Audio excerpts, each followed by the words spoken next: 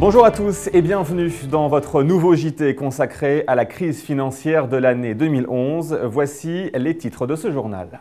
Depuis quelques semaines, quelques mois maintenant, certaines entreprises ont vu leur action chuter, d'autres au contraire ont réussi à se maintenir. Nous ferons un état des lieux de la situation financière qu'elles ont connue en 2011. EBITDA, ce mot technique ne vous dit peut-être rien. Pourtant, vous allez voir que ce terme est capital pour mesurer la rentabilité de votre entreprise.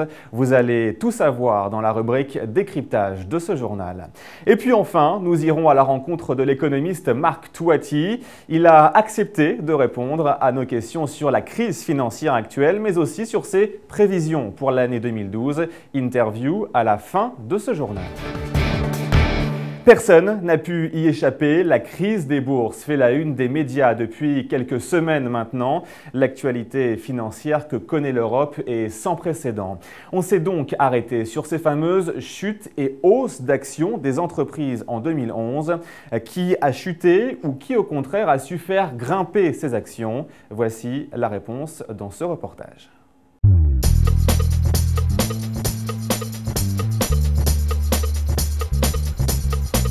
Quelle année 2011 ? Une année terrible pour la bourse. Alors que les valeurs françaises se remettaient péniblement de la crise financière de 2008, elles sont repassées dans le rouge. Après avoir atteint un plus haut le 18 février, le CAC 40 est passé sous la barre des 3000 points début septembre. Dans ce contexte déprimant, seules quelques valeurs gardent la tête hors de l'eau. EADS et Essilor ont progressé depuis le 1er janvier. EADS, qui fabrique les Airbus, a un carnet de commandes plein pour les 10 ans à venir.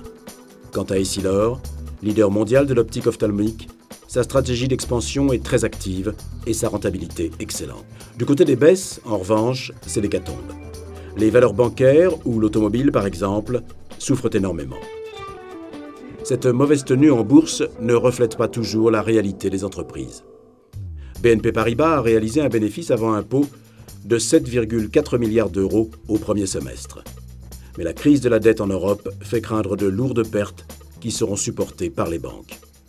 D'une manière générale, les perspectives de croissance très faibles en Europe plombent les marchés. La quasi-totalité du CAC 40 est dans le rouge. Pour ne rien arranger, la bourse est très volatile. Le 12 septembre 2011, BNP Paribas perdait plus de 12% en une seule journée avant de regagner 7% le lendemain. Du coup, les valeurs refuges ont la cote. L'or et la pierre sont plébiscités par les investisseurs comme par les particuliers. L'or a progressé de 27% depuis le 1er janvier. À l'image de l'économie, la bourse a été en 2011 morose et inquiète. Crise financière à répétition en Europe et aux États-Unis, accident nucléaire au Japon, incertitude géopolitique au Moyen-Orient, montée en puissance des grands pays émergents, angoisse sur la capacité de la planète à se développer de manière durable. Ce sont toutes ces interrogations qui se reflètent au final sur les cours de la bourse. En finance, nous nous sommes déjà tous et toutes interrogés au moins une fois sur ces termes compliqués et finalement peu accessibles au grand public. Focus aujourd'hui sur EBITDA. Ce mot ne vous dit peut-être pas grand-chose et pourtant c'est le calcul clé qui permet aux actionnaires de connaître le profit généré d'une entreprise. EBITDA, mode d'emploi, c'est le décryptage de ce journal. Regardez. Qu'est-ce que l'EBITDA ?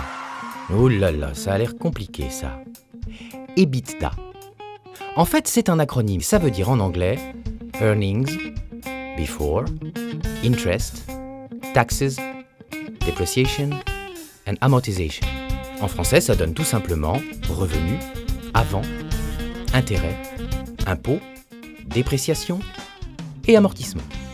C'est le revenu brut d'une entreprise. Son chiffre d'affaires, moins les achats, moins les salaires, moins d'autres charges. 1000, moins 400, moins 200, moins 100, ça fait 300. Le voilà, l'EBITDA. Ce n'est pas le revenu net, qui est égal à 300 moins les intérêts de la dette, l'impôt et les amortissements. 300, moins 20, moins 30, moins 50, soit 200. L'EBITDA est toujours supérieur au revenu net. Mais à quoi ça sert au fond ? En fait, c'est un bon indicateur de la rentabilité d'une entreprise. L'EBITDA permet de faire des comparaisons d'un pays à l'autre, sans tenir compte des différences de fiscalité. Il permet d'estimer la rentabilité réelle d'une entreprise. Voilà, vous avez compris. EBITDA. Oh, c'est pas facile à dire ça. EBITDA.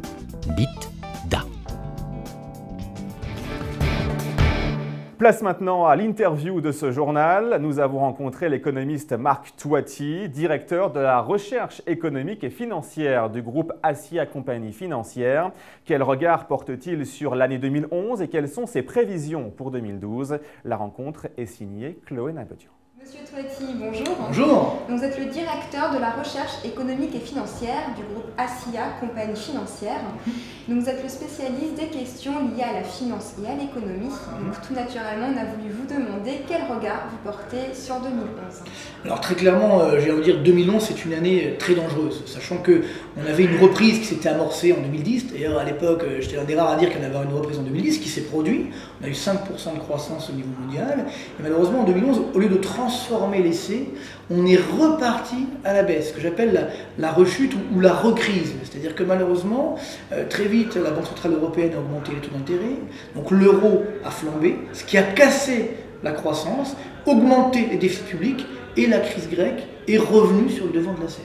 Et donc, bien entendu, le problème, c'est que comme on n'a pas résolu cette crise, il y a une sorte d'effet de contagion, d'effet amplificateur, parce que la crise grecque n'est pas qu'une crise grecque, c'est une crise beaucoup plus large de gouvernance de la zone euro. En fait, il n'y a pas de gouvernance efficace de la zone euro. Donc c'est pourquoi on a cette difficulté.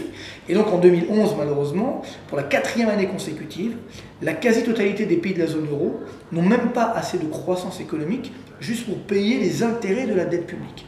C'est-à-dire que pour payer ces intérêts, il faut encore s'endetter. C'est ce qu'on appelle la bulle de la dette publique. Donc le vrai problème est là, c'est que malheureusement, à part l'Allemagne, le Luxembourg et les Pays-Bas, aucun pays n'arrive à générer une croissance suffisamment forte pour payer ses intérêts de la dette, y compris la France d'ailleurs. Et ça fait 4 ans que ça dure.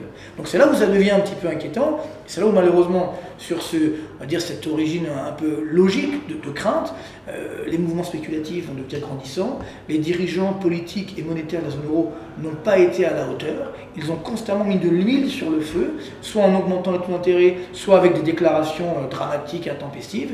Et donc voilà pourquoi il y a eu cette dégringolade effectivement des marchés financiers. Et maintenant on arrive à une situation où on a un risque de rechute, voire de récession dans la zone euro. Alors on n'en est pas encore là, mais c'est vrai que ça reste inquiétant. Est-ce qu'on peut dire que les chiffres sont un petit peu exagérés du coup? La baisse boursière, oui, tout à fait. Ce qu'il faut bien comprendre, c'est que quand il y a une baisse boursière, comme on a eu l'été dernier, comme on a encore un petit peu aujourd'hui, c'est que à la base, il y a un mobile objectif, quelque chose de crédible, et après, ça devient complètement amplifié, et là, ça devient du grand n'importe quoi. Par exemple, aujourd'hui, les banques françaises ont été massacrées en bourse, et leur valeur boursière, ce n'est même pas 30% de ce qu'on appelle les fonds propres, ça veut dire de leur richesse, de leur valeur économique. On n'a jamais vu ça. Voyez. Donc, ou très rarement. Et donc, ce qui veut dire que, bien entendu, là, ça va trop loin. Donc, le danger, c'est que quand la bourse baisse très fortement, donc ça veut dire qu'il y a c'est des soldes, il y a des bonnes affaires. Donc, ceux qui ont du cash vont faire les soldes. Sauf que ceux qui vont faire les soldes ne seront pas forcément des Européens ou des Américains, ce seront peut-être des Chinois, des Indiens, des Russes, etc. Donc, c'est ça, je pense, le vrai enjeu de cette crise que nous vivons depuis 2009, enfin 2008-2009, c'est qu'aujourd'hui, le monde émergent, qu'on appelle émergent, est devenu le leader, la locomotive de la croissance mondiale. Et nous, malheureusement, les pays dits riches, dits développés, on doit suivre. C'est ça qui est vraiment nouveau.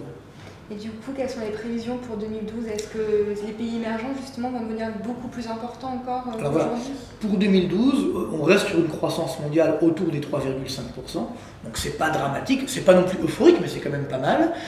Sachant que le problème, c'est que cette croissance, elle n'est pas faite forcément par nous, c'est-à-dire les pays riches, les pays de la zone euro, etc. Donc ce qui se passe, c'est qu'aujourd'hui, les principaux contributeurs à la croissance mondiale, ce sont les pays émergents. Et donc, dès 2012, alors là, il y a quelque chose de tout à fait nouveau qui va se passer, puisque donc l'an prochain, 3,5% de croissance, dans la zone euro, ça va être autour des 1,5%, aux États-Unis autour des 2%, vous voyez que c'est quand même mou, et surtout en termes de poids dans le PIB mondial, donc c'est-à-dire dans la richesse mondiale, pour la première fois dans l'histoire contemporaine, eh bien, les pays dits développés vont devenir minoritaires. C'est-à-dire que leur poids dans le PIB mondial va être inférieur à 50%, et donc ce sont les pays émergents qui vont devenir majoritaires. Et donc c'est ça vraiment la vraie nouveauté. Donc pour 2012, Pas d'inquiétude majeure, ça va être une année quand même difficile, avec notamment en France les élections présidentielles. Que va faire la France ensuite?